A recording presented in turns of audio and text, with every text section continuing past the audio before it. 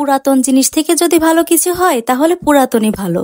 কি অবাক হচ্ছেন? অবাক হওয়ার কিছুই নেই। আমি পুরাতন চুড়ি দিয়ে এখানে খুবই গর্জিয়াস একটা ব্রেসলেট বানিয়ে ফেলবো। তো সেই টিউটোরিয়াল নিয়েই আপনাদের সামনে চলে আসলাম। তো চলুন শুরু করা যাক। তো প্রথমে এখানে আমার কাছে অনেকগুলো পুরাতন কাচের চুড়ি ছিল, যে কাচের চুড়িগুলোর বয়স প্রায় 10 থেকে 15 বছর।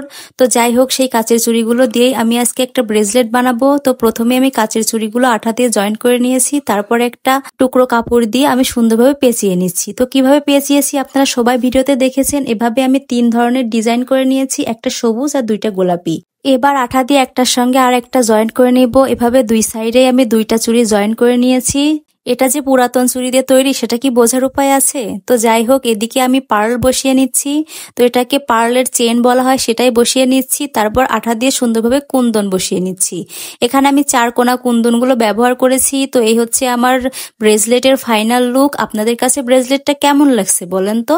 যদি ভালো লেগে থাকে তাহলে অবশ্যই কমেন্টসে বলে যাবেন। আমার কাছে তো খুবই ভালো লাগছে। পুরাতন জিনিস থেকে যে এত সুন্দর জিনিস বানানো যায় সেটা আসলে এটা না বানাইলে বুঝতেই পারতাম না।